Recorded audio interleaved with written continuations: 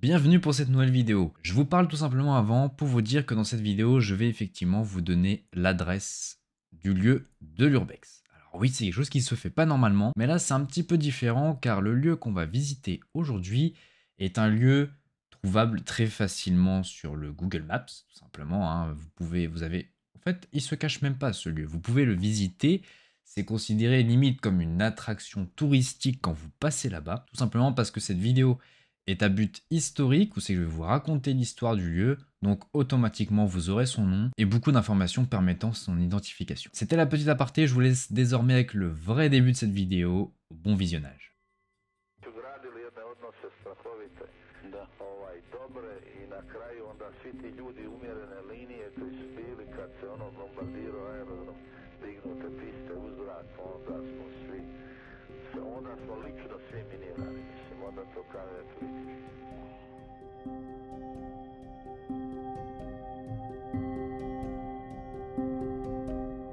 Eh bien salut tout le monde, c'est Sloky. Aujourd'hui on se retrouve pour une toute nouvelle vidéo et plus précisément pour un nouvel Urbex. Aujourd'hui on va explorer une ancienne base aérienne, donc qui n'est pas en France, qui est à l'étranger, abandonnée. On va découvrir tout ça tout au long de cette vidéo. Je vous emmène avec moi, c'est parti.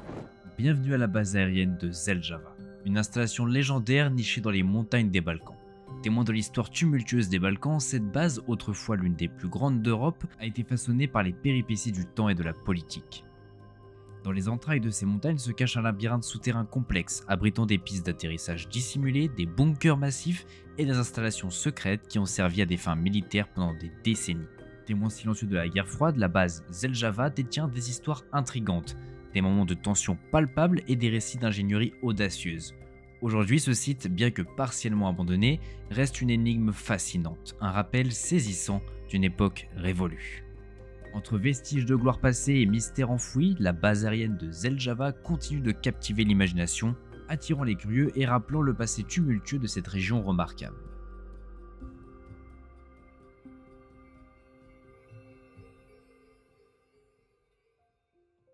Donc là on arrive dans un premier entrepôt dans la base aérienne. Comme vous pouvez le voir, des gens se sont un peu appropriés les lieux, ils sont venus faire du bois, mais on voit encore des choses très intéressantes, notamment ces fosses, peut-être qui étaient utilisées pour la révision de certains véhicules. Je pense que tout a été désinfecté car on a accès à vraiment toute la base très facilement. Donc là on revient sur le hangar.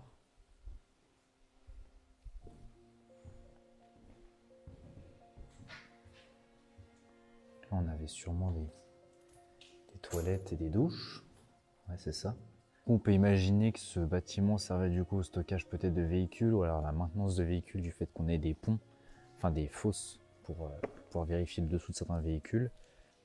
Là, on avait peut-être une partie un peu entrepôt, etc. Là, on a quand même une très grosse porte qui pouvait, je pense, faire entrer des véhicules d'assez grande taille. Puis on a vraiment une hauteur sous plafond pour vraiment avoir de très grosses choses qui viennent ici. Donc peut-être que ici c'était soit des petits avions, vraiment très petits, enfin et encore même pas parce que les ailes ne passent pas dans les portes.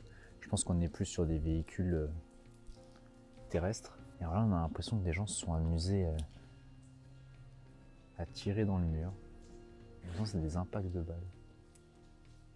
Donc quand même sur cette base il reste beaucoup de bâtiments abandonnés, donc on va aller en voir d'autres. Là c'en est un, c'est un premier, c'est un hangar. En tout cas cet endroit c'est un très grand morceau d'histoire parce qu'il a servi pendant la guerre froide. Bon, la guerre froide on sait que ça a été une guerre statique, mais ça a quand même le mérite d'exister et surtout ça a un passé qui est assez fort.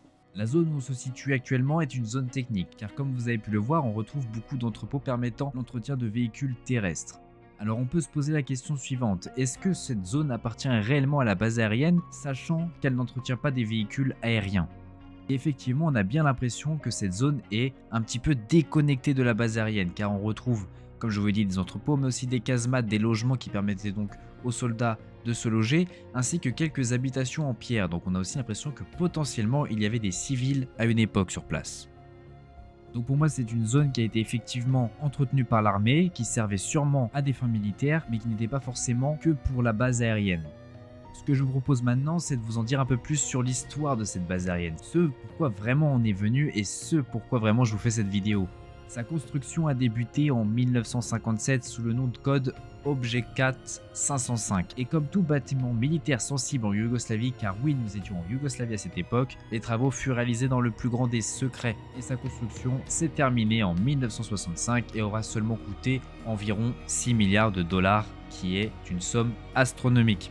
Le choix du lieu a fait l'objet de nombreuses études stratégiques et son architecture s'est directement inspirée des bases militaires suédoises, intégralement enterrées dans la montagne, et la base se devait d'être suffisamment éloignée des frontières afin d'être convenablement défendue en cas d'invasion ennemie, et surtout un autre point très important, elle se devait d'être capable de résister à une attaque nucléaire d'une puissance de 20 kilotonnes.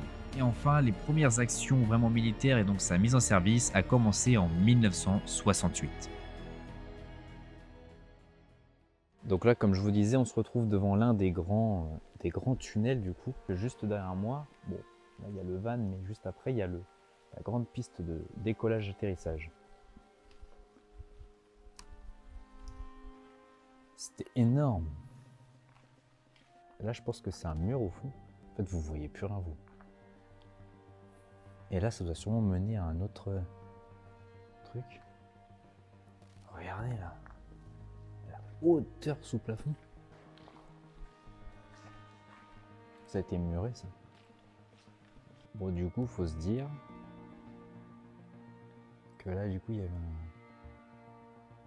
un grand hangar. La caméra ça donne pas grand chose, mais oui c'est profond. Je pense que c'était pour stocker sûrement un avion. Ouais là on voit un peu le fond.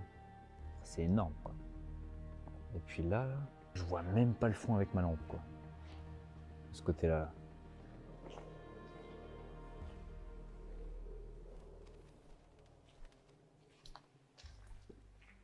Peut-être pas.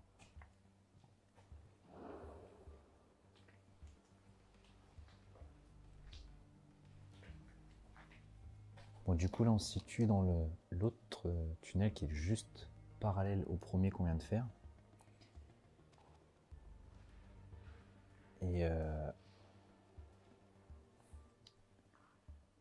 Et donc là, on a en plus, là, vous voyez dans l'enfoncement où on était tout à l'heure, là en fait il y a ce petit truc avec beaucoup de tuyaux d'aération, sûrement pour vider l'air qu'il y avait avant. Bon là-bas on a un peu de monde à l'entrée du tunnel. Ça c'est grave effondré ce truc là. Ils ont prévenu. En fait je vois rien à la caméra, j'ai que des images noires. Quand vous voyez la taille du... Ça voulait dire c'est l'acier qui tenait les murs. Et que là il a réussi à plier littéralement. Je vous laisse imaginer la force que la roche doit exercer sur le toit de ce truc quoi. Donc là c'est un petit renfoncement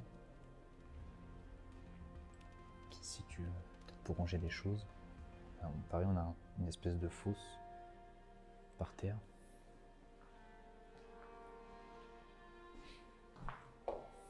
Pour juste laisser passer les avions, donc en fait là c'est une porte, ça. Et il y avait juste un petit trou là-haut, donc pour faire passer comment ça s'appelle, l'aile arrière, enfin comment ça s'appelle les trucs sur les avions, la queue. En fait là, il faut vous dire que vous aviez les ailes qui passaient sur cette largeur-là, et en haut il y avait juste de quoi laisser passer la queue de l'avion en fait, avec le petit truc qui remonte, pour que justement ça tape pas.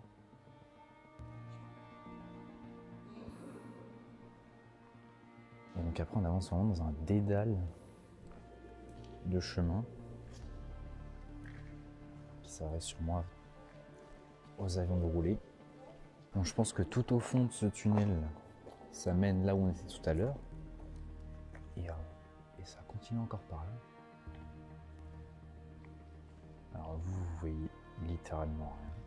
Vous voyez que quand j'éclaire le sol devant, c'est énorme.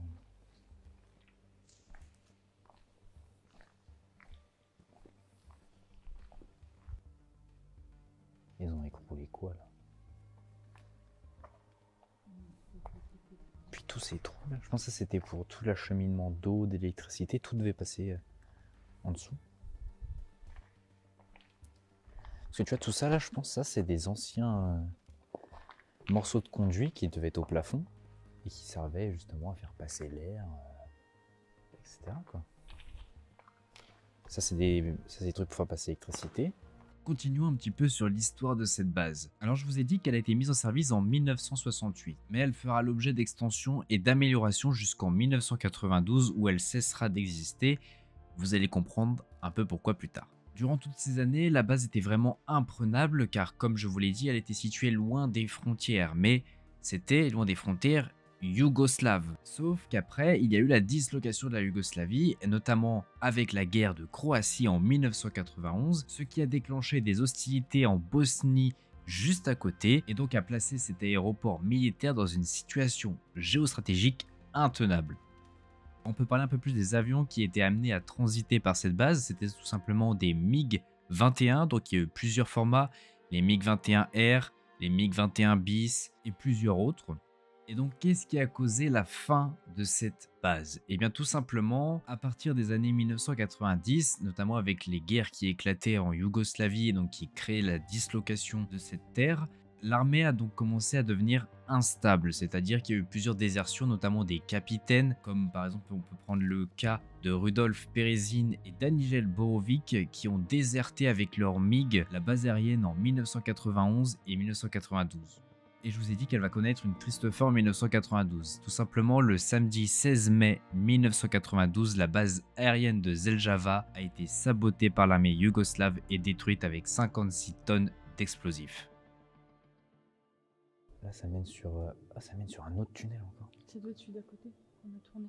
Viens, on va par là. Il y a une flèche. Ouais, j'ai vu. Faut qu'on évite de trop tourner parce qu'au bout d'un moment, après, ça va être... Donc là, on arrive dans une autre cavité. C'est bizarre ça. Non, c'est encore autre chose. Hein. Ah, ici, c'est... Oh, ça a sonorisé de ouf. Ça résonne pas.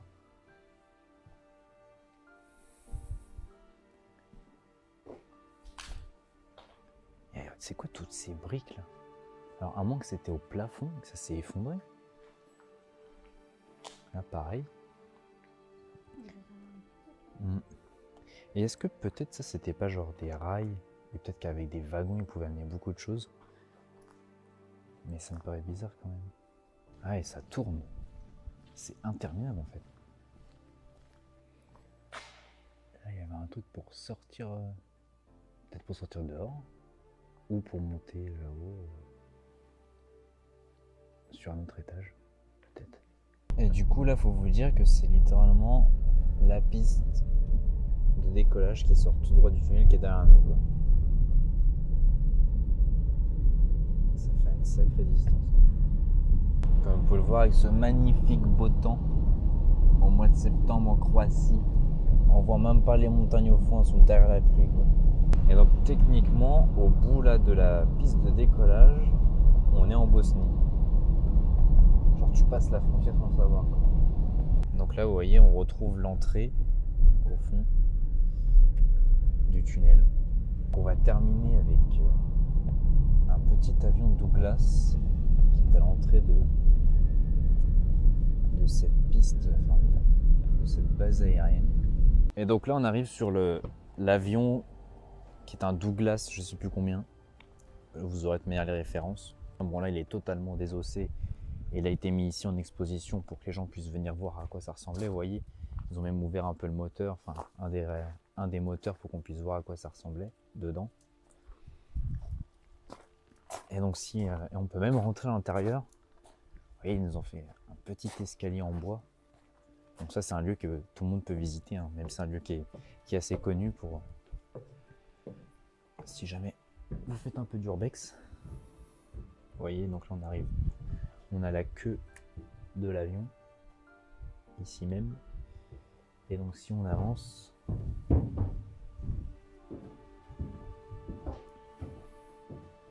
là on a donc les endroits où il y avait sûrement un peu de stockage, peut-être des télécommunications, là, un poste de communication peut-être. Là sûrement du stockage, plein de choses qui servaient sûrement à la navigation.